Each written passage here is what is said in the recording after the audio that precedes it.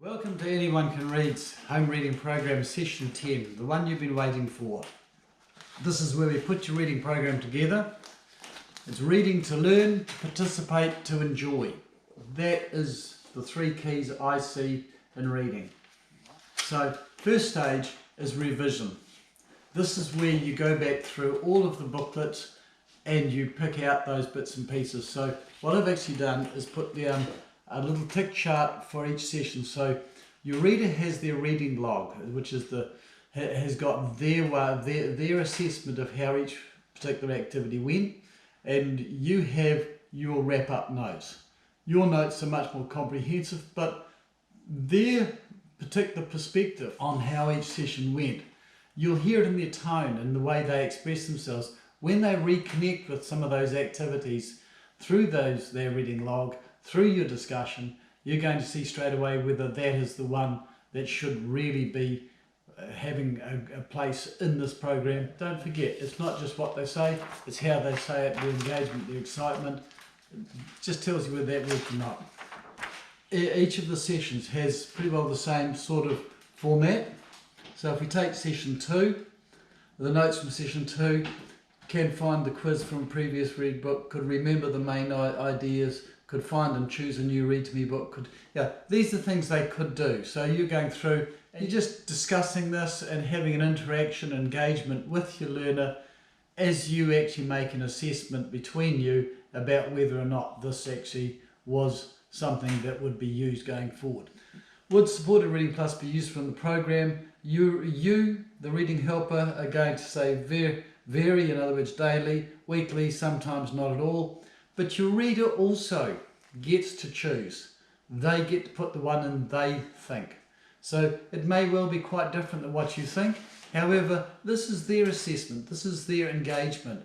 And if you don't give them a place in putting their 5 cents worth in, how can you expect them to really be an active participant, an engaged reader in the program?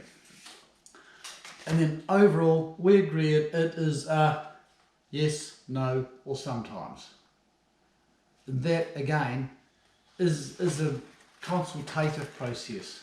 And because you're doing it this way, you've got some involvement, and you've also got a degree of commitment from your reader to actually be, or your learner to be a part of that.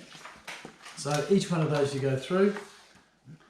Activity 2, cooperative reading with. So this is an activity where you're going through, you're avoiding the temptation to teach, you're setting up the reading activities. That's your goal for today, is to set up a program that will work going forward.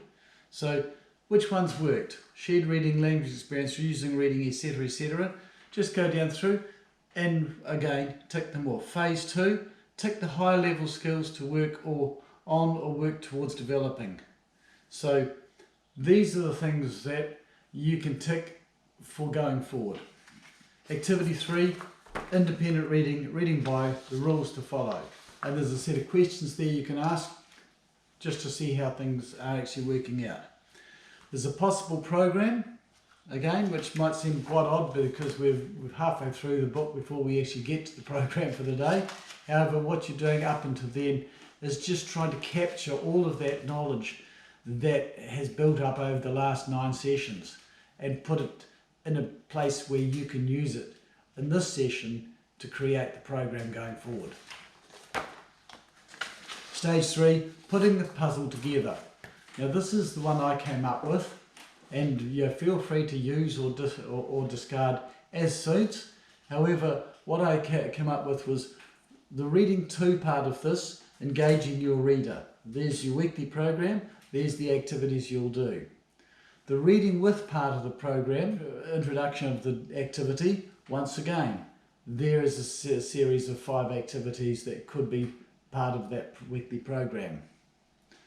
Reading by, there it is there. So you've got those 3 essential elements in your reading program, so that every day there's going to be some reading to, some reading with, and some reading by. The majority will be reading by. However, the opportunities to introduce a few new things, to put some activities in place to address a particular weakness, or just give some practice, or just give some enjoyment, gives this a bit more depth and a bit more ability to actually become something that is looked forward to, not just an activity that we have to do. It should never be that. This should be enjoyable. This should be creating an atmosphere of engagement and also an atmosphere of self-belief and self-advancement. So what we're actually doing is we're putting in things we know are going to work, and we're supporting our learner through those. There's follow-up, everything on this. Then you have your own blank sheet. This is where you're going to use all of that information from the reading log, from your wrap-ups, from what you've done today with trying to capture the essence of what worked well, and make yourself a draft program. And remember, it's always a draft. Any teacher knows that you often go off on a wee tangent because that is the moment to do that. And if something's not working, change it. You don't have to finish it off. Pull the pin early, because the last thing you want to do is turn your reader off reading. You want things to actually work for you, and more importantly, you want things to work for them. So put your program together and be flexible, but also celebrate the good moments. This has been awesome for me to actually do this, to present to you, because I'm quite excited about the possibilities of just what you might make happen. And I very much would love to get feedback from parents about what I could improve, what I could have done better, what I could have explained better, because this is about getting some really good solid activities happening for our kids. The latest research has just come out in the last couple of weeks and said 35% of our 15-year-olds can't read. That should have placards in our streets, that should have marches, that should have all sorts of things happening that would actually tell government and everybody else that this is totally unacceptable. The statistics linking reading failure and reading issues to negative youth behaviour are huge. Some of them will just amaze you. It's the field I work in, it's the field anyone can read works in. And what we have proven is that every single one of these kids can learn to read. What you're doing here is you're putting in some good stock standard activities that were essential elements of balanced reading programs in the past, and that was a time when New Zealand was the top of the world in reading literacy. We are now number 33, the bottom of the English speaking world. And again, there is no marches, there is no protests, there's no screams. We get told that we're doing the best we can, we need more resources. No, we don't. We need better techniques, we need more skilled people, and most importantly, we need commitment.